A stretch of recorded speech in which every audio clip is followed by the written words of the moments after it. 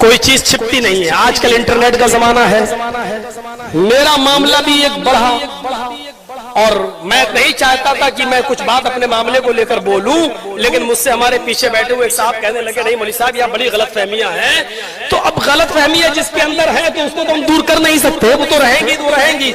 लेकिन तसव्वुर कीजिए मेरे भाइयों कि इतनी जल्दी इंटरनेट का जमाना है और मैं शुक्रगुजार हूं बनारस की जमात का, मैं शुक्रगुजार हूं वहां के लोगों का।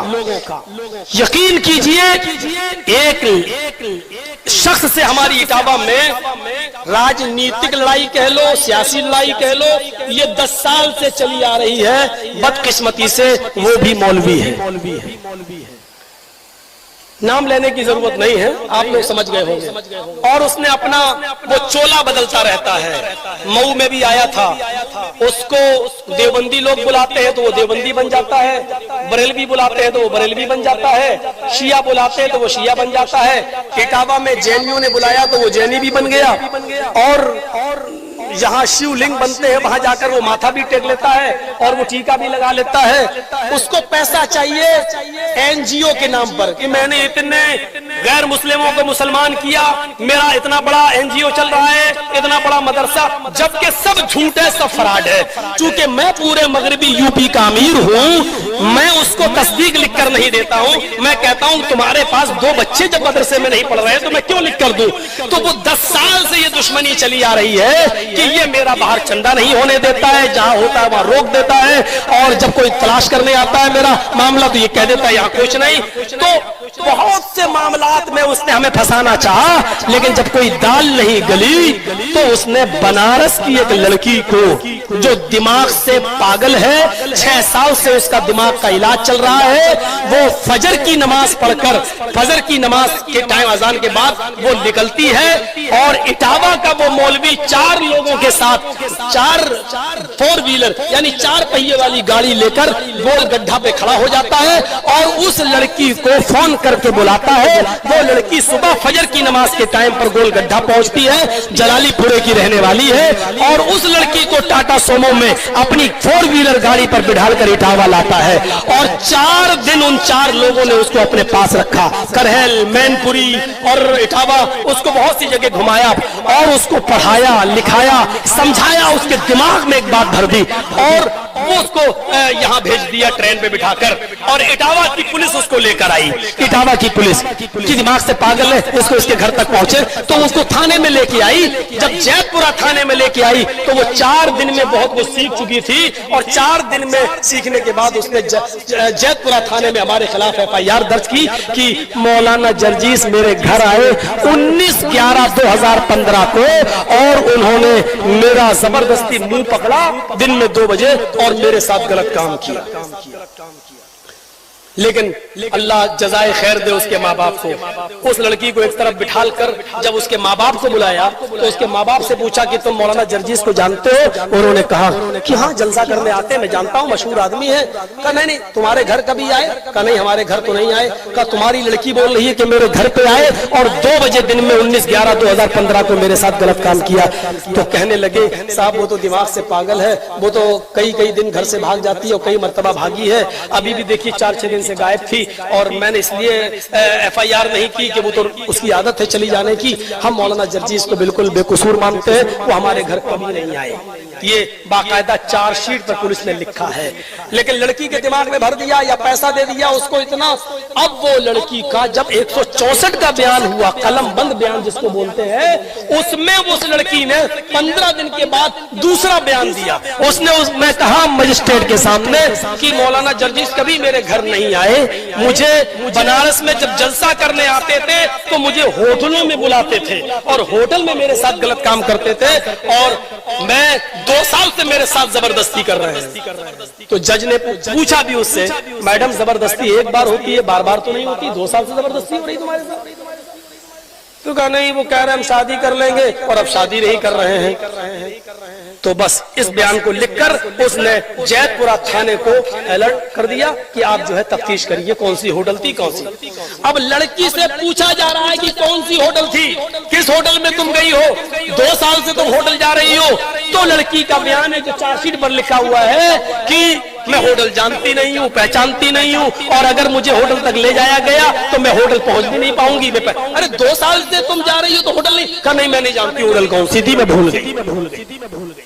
फिर उस लड़की का मेडिकल कराया गया, तो मेडिकल में साफ तौर पर आया no live and dead sperm, जो हमारी चार्जशीट पर लिखा हुआ है, और आगे भी लिखा नो इंटरनल एंड एक्सटर्नल। ना उस लड़की के अंदर कुछ हुआ ना बाहर, यानी वो शादी से पहले जैसी थी वैसी है, उस लड़की के साथ कुछ नहीं हुआ। लेकिन मैं अरेस्ट इसलिए ले चुका था इन तमाम आधार पर, लेकिन मुझसे मेरा वकील बोला इतना जबरदस्त ग्राउंड, लड़की FIR में कुछ बोल रही है और 164 में ये बोल रही है, होटल का पता नहीं, मेडिकल में। अरे तुम्हें तो खड़े खड़े बेल मिल जाएगी, आ जाओ तुम। कौन है? अरे कैसे तुम चले जाओगे जेल के अंदर? और मैं उस वकील की बातों में आ गया, हालांकि मुझे ना कोई पकड़ रहा था ना कोई गिरफ्तार कर रहा था। मैंने सोचा इस केस को खत्म करें, मुकदमा लड़े और बाइज्जत बरी हो, लेकिन मुझे क्या मालूम था कि ये सारे काम तो ट्रायल में काम आएंगे जब मुकदमा चलेगा। पहले तो लड़की का बयान ही सब कुछ है, पहले इधर आओ।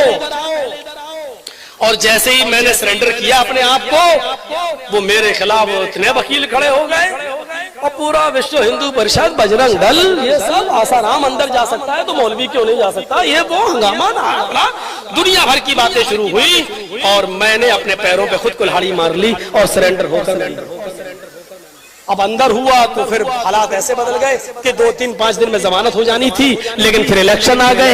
इलेक्शन के बाद हाई कोर्ट जब गए तो हाई कोर्ट में दुश्मन ने हमारा एक वकील खड़ा कर दिया।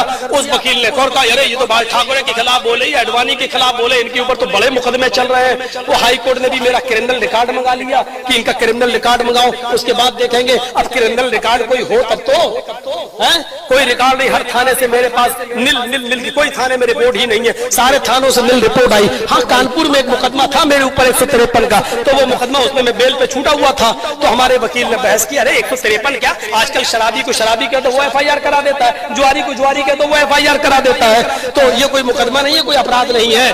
तो जज ने कहा कि भाई क्या बात, कहा भाई लड़की बालिग है, कह रही है कभी घर कभी कह रही है घर, मेडिकल में कुछ है नहीं, लिहाजा उसने फौरन बेल दे दी मुझे। अब जब बेल मिली मुझे तो अब मेरा दुश्मन फिर चौकन्ना हुआ। अब तो बेल मिल गई, अब तो जर्जिस भी मेरे खिलाफ कुछ ना कुछ करेगा, तो उसने फौरन कानपुर में जाकर मेरे खिलाफ कानपुर का वारंट जारी करवा दिया। अब मैं नहा धोकर बैठा था कि आज मेरी बेल हो रही है, आज मैं रिहाई है, बनारस से निकलूंगा। तो बनारस से रिहाई तो आई नहीं, मेरा वारंट और आ गया।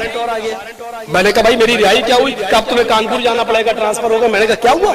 कहा वहां भी कोई मुकदमा है। मैंने कहा जल्दी से उसने बताया, मैंने समझ गया पुराना मुकदमा है। मैंने कहा यार मैं तो बेल पे छूटा हुआ हूँ। बोले अब यहाँ से आपको ट्रांसफर किया जाएगा। तो अब मुझे वहां ले जाया गया, बनारस की पुलिस हमको लेके वहां पहुंची, लेकिन वहां मैं बस खड़े खड़े में छूट गया। उसने कहा कि आप तारीख पे क्यों नहीं आए? मैंने कहा मैडम मैं जेल में था। मैं कैसे आता 4 महीने? तो आपके वकील को आप एप्लीकेशन लगाना चाहिए। मेरा वकील बोला मुझे भी नहीं मालूम था कि जेल में था। मेरा वकील बोला मुझे भी क्या मालूम, आपने बताया कि मैं जेल में हूँ। तो कहा कि चलिए कोई बात नहीं, आपकी बेल तो होगी, आप बेल पे छूटे हुए थे, ठीक है, लेकिन चूंकि जेल से छूट रहा हूं इसलिए जेल में जाना ही पड़ेगा 2 घंटे के लिए। फिर मैं कानपुर की जेल में गया। मेरे भाइयों, इस पूरी लड़ाई में ना लड़की के माँ बाप नहीं, सिर्फ उसी मौलवी का हाथ है जो बहरूपिया है, और वो आप लोगों तक भी चंदा वंदा करने आएगा। मैं पहले बता रहा हूँ कि होशियार रहिएगा, मुझे भी अब आगे लड़ाई लड़ना है, कोई कंप्रोमाइज नहीं, कोई समझौता नहीं, मुकदमा लड़ूंगा। और इंशाअल्लाह मैं पहले भी कहा था और आज भी कह रहा हूं कि मैं इस मामले में, मैं शिया सुन्नी मामले में, अहले हदीस बरेलवी सुन्नी मामले में जेल में बहुत बार गया हूं और कभी डरा नहीं। होता रहता है, लेकिन 376 केस में जाना बहुत बुरा होता है। और मैं अपनी जमात को भरोसा दिलाता हूं, अपनी जमात को खास तौर पर, इंशाअल्लाह मैं आपके सर को शर्म से झुकने नहीं दूंगा।